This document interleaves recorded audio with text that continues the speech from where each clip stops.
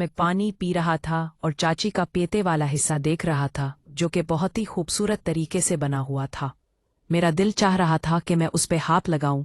इतने में मेरी चाची एकदम पीछे मुड़ी। उसने मुझे नोट कर लिया। क्या कामरान, क्या देख रहे हो? मैंने कहा कुछ नहीं चाची, बस बहुत ही खूबसूरत ख्याल मेरे जहन में है रहा था, बस इसी के बारे में सोच रहा था। उसने कहा जो ख्याल तुम्हारे जहन में चल रहा था मैं समझ रही हूँ। मैंने कहा क्या मतलब, आप क्या मुझी? उसने कहा कि मुझे लगता है कामरान अब तुम बड़े हो गए हो। अगर मेरी बात तुम्हारी अम्मी से हुई तो मैं उन्हें कहूँ कि अब कामरान के शादी करवा दूँ। अगर उनको दुल्हन नहीं मिलती तो मुझे बता दो, मैं ही कोई दुल्हन ढूंढ दूंगी। मैंने कहा नहीं चाची, ऐसी कोई बात नहीं है। अभी मेरी शादी की उम्र नहीं है। अभी मैंने जिंदगी में देखा ही क्या है। अभी मैं अपने जिंदगी को एंजॉय करना चाहता हूँ, इसके बाद देख लेंगे। मेरी चाची ने कहा असल एंजॉय तो शादी के बाद होता है। अभी क्या रखा है, घूमो पियो खाओ, एंजॉय मेन नहीं होती। मैंने कहा चाचा जी शादी में क्या वाकई इतना सुकून है? इसने कहा कि अभी तुमने वो सुकून हासिल नहीं किया और तुम्हें इस सुकून के बारे में नहीं पता है। जब मैं इस सुकून की लत लगेगी फिर तुम्हें रात रात भर नींद भी नहीं आएगी। ये मेरा चैलेंज है। और फिर इतने में चाची की बेटी आमना भी किचन में आ गई और कहा कि क्या बातें हो रही हैं। फिर चाची ने बात बदलते हुए कहा कुछ नहीं, बस कामरान से पूछ रही थी कि फिर वाले लिए हैं और कब तक रहने का प्लान है। फिर आमना ने मुझे कहा कि कामरान भाई आप आएं मेरे साथ, मेरे कमरे में बैठ के हम बातें करते हैं। अम्मी जब तक खाना बनाती है फिर हम खाना खाएंगे। तो फिर मैं आमना के साथ हूँ उसके कमरे में आ गया। आमना का कमरा अलग बना हुआ था पर आमना उस मरे में रात को अपनी सूली थे। इसमें एक बहुत खूबसूरत बैग बिछा हुआ था और बहुत सारे टेड्डी बेयर वगैरह पड़े हुए थे। मैंने कहा आमना तुम्हारा कमरा तो बहुत खूबसूरत है। उसने कहा कामरान भाई कमरा खूबसूरत होना कौन सी बड़ी बात है, असल सुकून तो किसी और चीज में है। मुझे चाचू के घर वाले सारी अफरादी आशिक मिजाज लगते थे। मेरा चाचू मेरी अम्मी के साथ, मेरा कजन आसिफ मेरी बहन के साथ। अब चाची भी मुझसे ऐसे गुफ्तगू कर रही थी जैसे मैं उनके इशारे समझ रहा था और आमना भी मुझे उसी मिजाज की लग रही थे। लेकिन मैं अभी मुझ में पाया था कि आमना क्या कहना चाहती है। मैंने कहा आमना तुम मुझे खुल के बताओ, मुझसे शर्माने की जरूरत नहीं है। मैं तुम्हारा हम उम्र हूँ और मैं कजन भी तो हूँ, तो तुम मुझसे बात कर सकते हो। उसने कहा हाँ कामरान भाई, इसीलिए तो आपको उस कमरे में बुलाया है ताकि आपसे दिल की बात कर सकते हो। मैंने कहा हाँ हाँ और सुनाओ। लिया कह रही थी किस चीज में ज्यादा सुकून है, तुमने बताया नहीं। उसने कहा कामरान भाई इस घर में अकेली रह रहकर मैं तंग आ गई हूँ।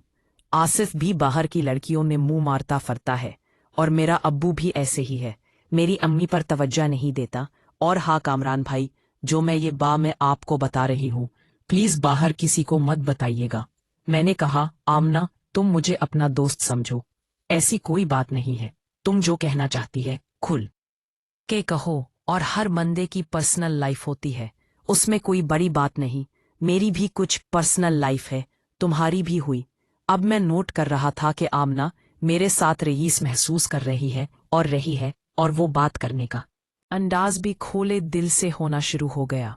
अब वो मुझसे हंस हंस कर बात कर रही थी। फिर अचानक मेरे मोबाइल फोन पर बेल बजी। मैंने देखा तो अम्मी की कॉल थी। मैंने कॉल उठाई। सामने अम्मी मुझे कह रही भी कामरान तुम पीछ गए लाहौर। सोम ने बताया नहीं। मैंने कहा हाँ अम्मी, बस वो थका हुआ था, थोड़ा आराम कर रहा था। अब यूं चाहूं बस अभी आपको फोन करने ही वाला था।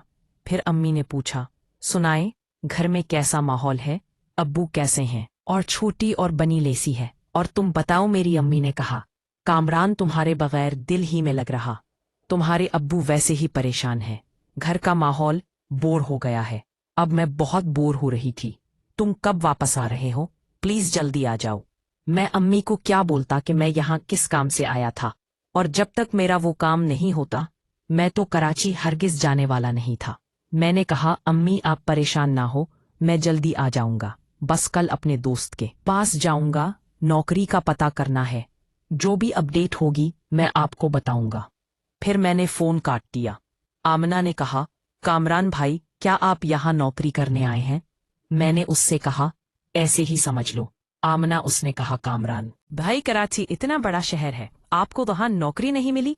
चलो नौकरी नहीं मिली तो लड़की तो मिली। अब वो मेरे साथ मजाक के मूड में थे। मैंने कहा कहाँ, अभी तक ना लड़की मिली ना ही नौकरी। अभी तक तो मुझे ऐसा लगता है कि मैं पैदा ही नहीं हुआ। लड़की का बंदोबस्त तो कर ही दूंगी, नौकरी का कुछ भी नहीं कर सकती। ये तो हर घर का मसला है।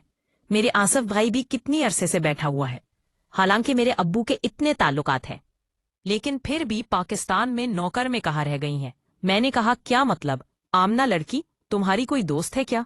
उसने कहा दोस्त तो बहुत है, तुम्हें मिस लड़की पसंद है, मुझे बताओ, फिर मैं तुम्हारी लिए बंदोबस्त करती हूँ। मैं दोस्त हूं ना तुम्हारी, अब तुम्हारा ख्याल दो रखना पड़ेगा। मैंने कहा आमना बस तुम्हारी जैसी है, मुझे तुम्हारी जैसी लड़कियां बहुत पसंद हैं। अब वो शर्मा रही थी। मैं दिल में खुश हो रहा था कि शायद आमना मेरी बातों से इम्प्रेस हो रही है। फिर मैंने कहा आमना तुम बताओ तुम्हारा कोई बॉयफ्रेंड है? उसने कहा कामरान भाई आपसे क्या छुपाना, आप तो दोस्त बन गए हैं। एक बॉयफ्रेंड नहीं, चार चार हुई फ्रेंड्स थे, और फॉर्मल तो कोई एक भी नहीं है। मैंने सबको छोड़ दिया है, सब मतलब। मैंने कहा ये तुम क्या कह रही हो, तुम मजाक कर रही हो क्या? और चार बोली फ्रेंड उसका क्या मतलब, क्या कहना चाहती हो? फिर इतने में मेरे फोन की बेल दोबारा बजी। मैंने देखा तो वो दुआ का मैसेज था। उसने कहा कामरान जब से तुम गए हो तुमने मुझसे पूछा भी नहीं क्या हुआ, घर में सब खैरियत है? मैंने कहा दुआ नहीं लगता है, फरहान ने मैं नहीं बताया। फरहान मेरे दोस्त का नाम था।